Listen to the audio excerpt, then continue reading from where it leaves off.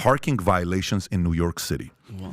So New York City Council introduces bill requiring richer people to pay more for violations like parking tickets, double parking than the average person, meaning if you make more money, you pay more. And California is doing a similar thing as well there. Let me read this story. So this to me is strange to just think about it. Say, hey, how much money you make last year? Well, listen, your ticket's going to be $600 instead of $300. What a wild situation in New York. So here we go.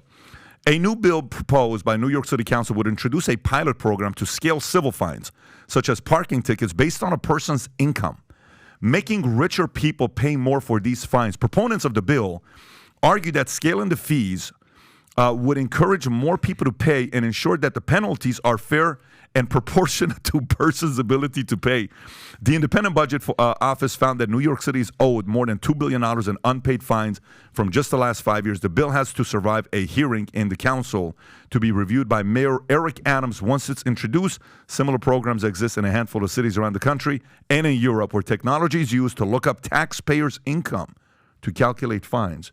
And by the way, California is doing a similar thing, proposing charging customers based on how much money they make when it comes down to their electrical bill. So if you make $180 or more, you could pay $85 or more for your electricity. Tom, what are your thoughts on this story? Folks, when you hear them talking about Social Security and you hear the following words, means test. So when you see the riots that were going on in France, or 10 years ago, they had a thing called austerity, which was riots about people were told they'd be retiring at a later age before they get their government pension. The pension would be smaller. We don't have to be economists to remember all that happened 10 years ago in Greece, and it's happening right now in France. And you'll hear Social Security means test. Means if you have the means to pay, you're going to get less Social Security, or you're going to have to pay more for Medicare services. So that has been the kernel, the seed that is behind this. And now this is just expanding. And by the way, the reason they're doing this is because our government is, we can say, broke. And we keep raising the debt limit, which is nothing more than raising the credit card limit on the United States of America from unpayable to damn unpayable.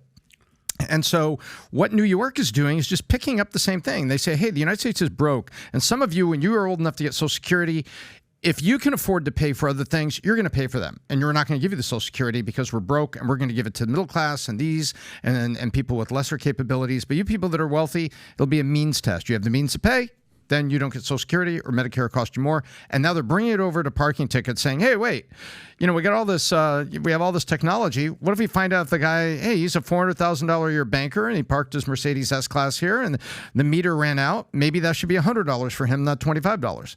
And that's what they're doing. Ladies and gentlemen, welcome to socialism. Can I ask you a question, though? So liberals' argument. I'll give you the other side of the argument. You ready? Well, who came up with progressive? You're wrong. Who came up with? I'm sorry, I jumped the gun. Who came up with progressive taxes? Who came up with progressive taxes? Which president? Which president? Who was big on we should tax? Ronald Reagan even said we should tax. Have progressive tax, and we should do this and we should do that. So even your own president was for progressive tax. Your god of presidents, Ronald Reagan, proposed this. Why shouldn't we have progressive tax when it comes down to parking fees, electrical bills, all these other things? What do you say to that argument? Well, I didn't support that policy by Ronald Reagan, so I think the response is that was wrong. Conservatives have made mistakes many times. You have to be willing to call out your own side. I mean, this is just standard penalization of wealth. I don't understand why anyone who's successful would live in a place like New York. I cannot imagine why someone like you, for example, who's been wildly successful in business, made a bunch of money, I can't imagine why, unless you had to for some business reason. I lived in New York City for a long time because I worked, in media. You had to be there. It was horrible.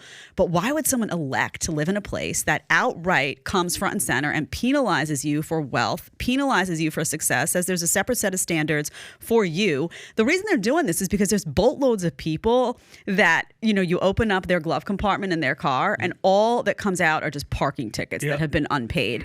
And most of those people are lower income. And you know what they say? They say, well, they're not going to come for me, because there's this sense in places like New York City that they won't come for the so-called little guy. But if you're making, $400,000, $500,000, $600,000 a year, you're successful. Oh, how dare you? So it's just, to me, standard wealth penalization in woke, progressive, which are basically regressive bastions. So if you like this clip and you want to watch another one, click right here. And if you want to watch the entire podcast, click right here.